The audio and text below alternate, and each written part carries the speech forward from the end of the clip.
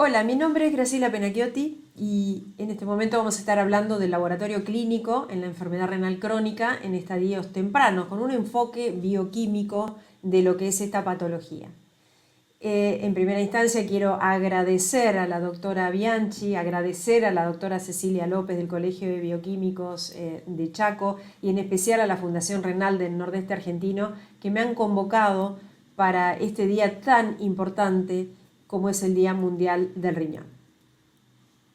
La enfermedad renal crónica es una enfermedad muy prevalente. Frecuentemente no es reconocida por el equipo de salud ni por los pacientes que la padecen, ya que en sus primeros estadios realmente aparece o se manifiesta muy silenciosamente. Es muy asintomática hasta que el paciente llega a estadios avanzados. Se estima que en todo el mundo hay 850 millones de personas con la enfermedad y también se estima que hacia el año 2040 será la quinta causa más común de muerte prematura. Y se ha calculado que el gasto en diálisis y trasplantes implica un 2 a un 3% del presupuesto anual de salud en países de altos ingresos. En el año 2024, el año pasado, se hizo esta declaración de consenso entre la Sociedad Internacional de Nefrología, sociedades estadounidenses, la Sociedad Europea, en la cual se solicitó que se incluya la enfermedad renal en la lista de la OMS de causas de muerte prematura por enfermedades no transmisibles. La detección temprana es una estrategia clave para prevenir la enfermedad, para prevenir su progresión y para prevenir las complicaciones relacionadas, pero muchos estudios demuestran que el conocimiento de la enfermedad renal a nivel de la población es muy bajo. Por eso es muy interesante que se incluya en esta lista como se solicitó en este consenso. En definitiva, estamos frente a una patología que tiene una elevada prevalencia, que es con una incidencia creciente, que tiene pérdida de la calidad de vida y que tiene pérdida de la expectativa de vida, y así todo está subdiagnosticada. Si pensamos en esta patología como si estuviéramos viendo un iceberg, mientras el 11% de la población tiene la enfermedad renal, el 10,8%, es decir, amplísima mayoría, está en la base del iceberg, es decir, tiene la enfermedad y no lo sabe. ¿Y quiénes están en esta base del iceberg? Individuos con riesgo aumentado, por ejemplo, diabéticos, individuos con enfermedad cardiovascular, hipertensos, ancianos, pacientes obesos, pacientes con una filtración glomerular menor a 90 mililitros por minuto, quizás con presencia de albúmina urinaria o de proteinuria no detectada, pero todo esto es la enfermedad inicial que no se ve, que está debajo de la superficie. Para cuando aparece, ya se manifiesta la enfermedad renal crónica o la enfermedad renal terminal, que representa solo el 0,2%. Y en estos pacientes en general ya llegan directamente al tratamiento renal sustitutivo. Por ende, es fundamental el diagnóstico precoz de la enfermedad en los estadios tempranos de esta enfermedad. ¿Cómo definimos a la enfermedad renal crónica? Por definición, la enfermedad renal crónica se presenta cuando una persona tiene durante más de 3 meses un índice de filtrado glomerular estimado menor a 60 mililitros por minuto por 1,73 metros cuadrados y o alguna manifestación de daño renal. Los criterios de diagnóstico entonces son marcadores de daño renal y filtración glomerular disminuida menor o igual a 60 mililitros por minuto por 1,73 metros cuadrados, siempre teniendo en cuenta que esto debe persistir por un periodo mayor a 3 meses. En cuanto a marcadores de daño renal, podemos mencionar albuminuria, proteinuria, anormalidades en el sedimento, anormalidades de electrolitos u otros debido a desórdenes tubulares, anormalidades detectadas por imágenes o historia de trasplante renal. Fíjense que en general los más importantes son la albuminuria y el filtrado glomerular disminuido. Estos dos parámetros son de utilidad clínica como criterios de diagnóstico, son los recomendados y por supuesto están a cargo del laboratorio de análisis clínicos. Es decir, que vamos a evaluar en los laboratorios daño y función. ¿Y por qué es esto? ¿Por qué digo que estos dos son los más importantes? Porque en los estadios iniciales de la enfermedad es donde hay que buscar justamente estos dos parámetros. Como vemos en las clasificaciones ya del año 2012, la enfermedad se clasifica por categorías de filtrado glomerular. Esto es muy importante. Hay, según el filtrado glomerular, son 6 categorías, pero también esto acompaña con categorías de la relación albuminuria-creatininuria. Si uno observa, el cruce de estos dos datos hace que podamos evaluar el riesgo relativo del paciente de desarrollar algún evento, como por ejemplo muerte cardiovascular, por ejemplo.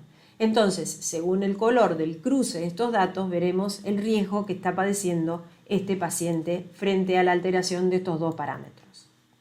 El primero entonces es la función renal. El filtrado glomerular es el mejor índice para valorar la función renal hoy por hoy. No es el único, pero hoy por hoy es el mejor índice para evaluar la función renal.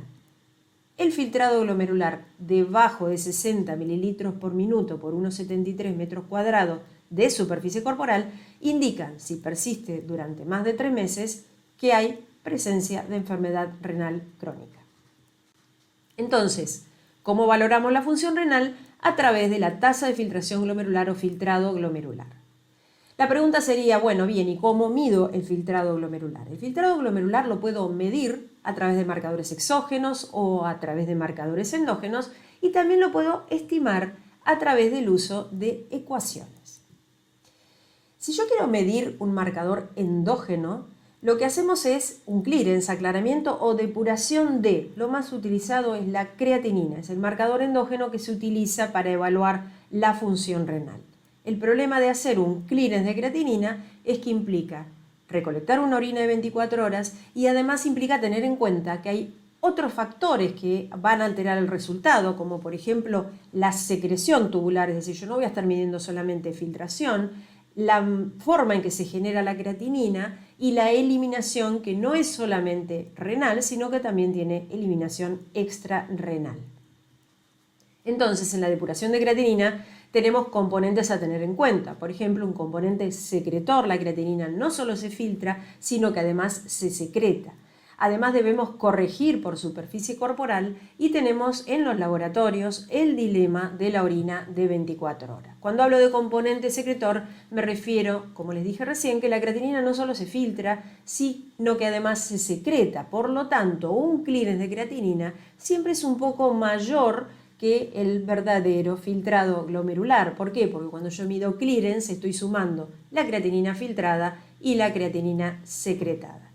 Con respecto al dilema de la orina de 24 horas, es engorroso para el paciente, suele ser una muestra que se recolecta mal, por lo tanto tenemos un error ya en la diuresis. Es engorroso para los servicios que tienen que recolectar durante 24 horas orinas, es engorroso para el administrativo del laboratorio que tiene que dar las indicaciones, que es fundamental que el paciente lo entienda y a veces no es fácil. Es engorroso también para el bioquímico, que es el que tiene que procesar estas muestras, que a veces llevan al error en la medición. Por eso es que la orina de 24 horas cada vez se prefiere menos y se reemplaza, por ejemplo, por las estimaciones a través de ecuaciones. Tengamos en cuenta que la creatinina es una molécula, un parámetro que tiene una gran variabilidad biológica, que tiene baja sensibilidad y que además no es lineal con el filtrado glomerular. Vale decir, como vemos en este gráfico, que el filtrado glomerular tiene que bajar mucho para que realmente comience a aumentar la creatinina. Es decir, que medir filtrado glomerular con el solo hecho de medir creatinina no es correcto. Y fíjense que ya desde el año 2002 las primeras guías KDOQI reflejaban que lo que había que informar era el filtrado glomerular estimado para poder categorizar o clasificar la enfermedad. Esto se reforzó en el año 2012 con las guías KDIGO, en donde también se solicitaba categorizar a la enfermedad o clasificarla por la estimación del filtrado glomerular. En las dos guías, año 2002 y año 2012, ya se sugería informar con cada creatinina su estimación del filtrado glomerular.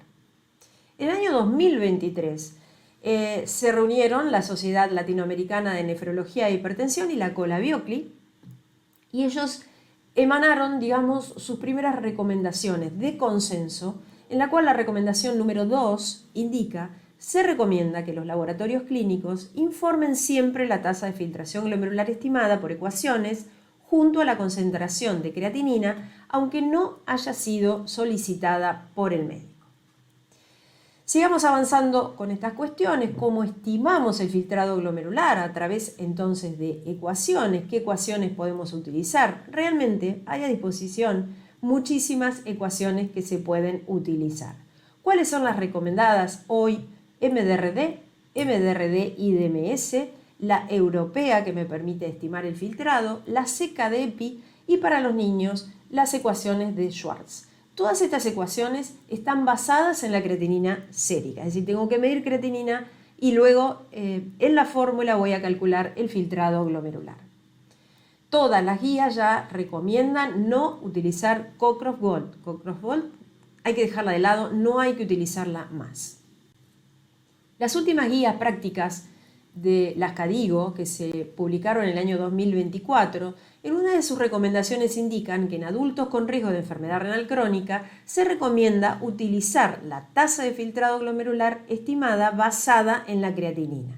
Y ellos agregan que si hay cistatina C disponible, se puede utilizar alguna fórmula que combine creatinina con cistatina para estimar el filtrado glomerular.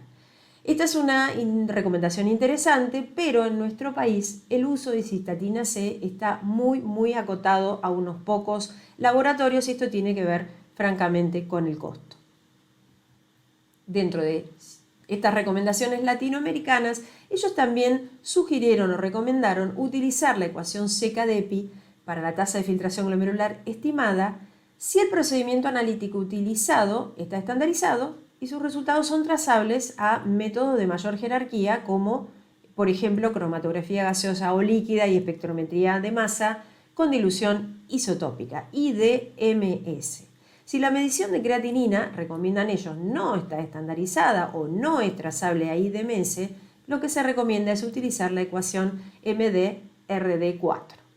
En el año 2022, desde el Grupo de Salud Renal también sugerimos en este documento incorporar en los informes la tasa de filtración glomerular estimada cada vez que se solicite en la medición de la creatinina y para conocimiento de los bioquímicos, esta práctica ya hace varios años que está nomenclada en nuestro nomenclador nacional, en el NBU.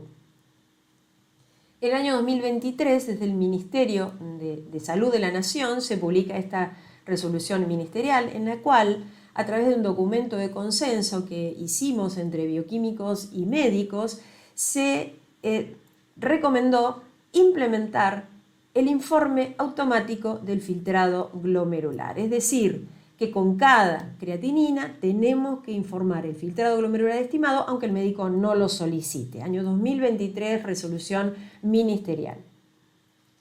Entonces, ¿qué dice esta resolución? ¿Cuándo debo estimar el filtrado glomerular en mis pacientes? ¿Cómo sé qué ecuación puedo utilizar en mi laboratorio y cómo debo informarlo? En primera instancia, la recomendación de esta resolución es el informe automático, es decir, cada vez que un médico me pide una creatinina, yo automáticamente le informo el filtrado glomerular estimado por ecuaciones. Y lo hago siempre. Siempre que me pide una creatinina el médico, aunque no me pida el filtrado glomerular, yo se lo informo. La segunda pregunta es, ¿cómo sé qué ecuación puedo utilizar? Porque seguramente los bioquímicos lo primero que se preguntan es, ¿y yo qué ecuación utilizo? Esto tiene que ver con el método de creatinina. ¿Cómo sé qué ecuación puedo utilizar? Todo va a depender del método de la creatinina. Si el método no es trazable a IDMS, voy a utilizar MDRD. Si el método es trazable a IDMS, voy a utilizar CKD-EPI. Pero un punto muy interesante, además de la trazabilidad, es conocer si yo tengo la creatinina estandarizada. No nos vamos a detener en esto, pero los invito a leer el documento que se publicó el año pasado desde la Fundación Bioquímica Argentina sobre recomendaciones para la medida de creatinina plasmática y su aplicación en la estimación de la tasa de filtración glomerular. Ustedes leyendo este documento, ustedes bioquímicos leyendo este documento, podrán evaluar qué creatinina están usando, cómo la pueden mejorar y qué ecuación pueden utilizar. Con respecto a cómo es el informe, un punto interesante, lo que se decidió en este grupo es entregar un modelo de informe. ¿Para qué? Para que todos los laboratorios informemos de la misma manera la creatinina y la estimación del filtrado glomerular. Y se agregó un comentario interpretativo armonizado. El modelo de informes Como podrán ver uno pone la creatinina, aclara si es plasmática o sérica, el método que está utilizando y además del método si es trazable o no es trazable ahí de meses, el resultado en miligramos por decilitro con 2 decimales. El filtrado glomerular debe aclarar debajo qué ecuación utilizó y el resultado en mililitros por minuto por 1,73 metro cuadrado. Si lo que se utiliza es MDRD4, se informa de la siguiente manera. Menor a 60 mililitros por minuto, informo el valor numérico. Si el cálculo dio mayor a 60 mililitros por minuto, se debe informar mayor a 60 mililitros por minuto. Si lo que yo utilizo es CKD-EPI, si el valor me dio menor a 90 mililitros por minuto por 1,73, por ejemplo 85, le voy a informar el valor numérico, es decir, 85. Pero si CKD-EPI me da un valor mayor a 90, le voy a informar mayor a 90, no el número que me dio. Además, lo que se agregó consensuadamente entre médicos y bioquímicos es el siguiente comentario interpretativo en todos los informes. Este resultado estima la filtración glomerular en personas con seguimiento ambulatorio, se aclara en qué casos no debería considerarse y además se sugiere referenciar al especialista en menores de 18 con un filtrado glomerular menor a 60 y en adultos con un filtrado glomerular menor a 45. Este comentario interpretativo lo que intenta es que todos informemos de la misma manera, armonicemos para que seamos comparables y para facilitarle al médico la interpretación de nuestro informe. Es muy, muy importante que tengamos en cuenta este comentario.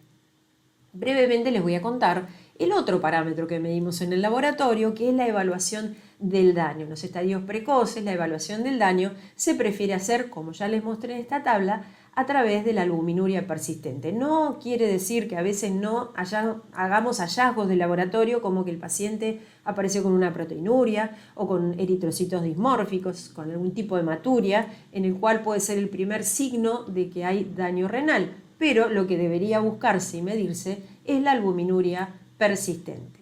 Siempre la albuminuria lo que se recomienda es que se establezca el cociente albuminuria-creatininuria en orina y se pueda de esta manera estratificar el riesgo del paciente. ¿Cuáles son las recomendaciones para lo que denominamos el RAC o la relación albuminuria-creatinina, es decir, la medición de la albuminuria?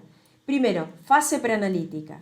La primera orina de la mañana. No es la orina al azar, no es cualquier orina del día, es la primera orina a la mañana. Las muestras para la medición de albúmina deben analizarse frescas o almacenadas a 4 grados por hasta 7 días y nunca deben congelarse a -20. Con respecto a la fase analítica, la nueva recomendación indica que si estoy utilizando un método menos preciso, algún tipo de point of care o algo por el estilo, siempre, o alguna tira reactiva, siempre tengo que emplear métodos más exactos para poder confirmar esa albuminuria y también esa proteinuria. La albuminuria se sugiere utilizar ensayos inmunológicos que sean capaces de detectar cantidades mínimas de albúmina y siempre tengamos en cuenta que la variabilidad biológica supera el 60%. Por lo tanto, antes de decir que el paciente tiene una albuminuria positiva, debo corroborar en 2 de 3 muestras en un lapso de 6 meses. Tener en cuenta que el coeficiente de variación analítico no debe ser superior al 15%, así que es muy importante que los bioquímicos estudien este aspecto metodológico, los coeficientes de variación y los errores totales que puede tener una práctica. En cuanto a la fase post-analítica, se sugiere informar la relación albúmina-creatinina, RAC, en muestras de orina sin cronometrar, primera orina de la mañana. Y además, las concentraciones de albúmina urinaria pueden acompañar al RAC, pero nunca solo informar las concentraciones. La manera de informar el RAC es con números enteros, si yo utilizo miligramo por gramo, que es lo que habitualmente utilizamos en nuestro país. Como conclusión, la enfermedad renal crónica es un grave problema de salud renal a nivel global, requiere de un diagnóstico precoz en estadios iniciales, sobre todo si queremos frenar la progresión de la enfermedad. El diagnóstico se hace en base a la estimación de la función renal, del filtrado glomerular y la detección de albúmina urinaria. La estimación del filtrado glomerular se hace a partir de ecuaciones, excepto en algunas condiciones en las cuales se debe realizar sí o sí clenis de creatinina o medir cistatina o medir de manera directa con marcadores exógenos el filtrado glomerular, y se debe informar con cada creatinina el filtrado glomerular estimado.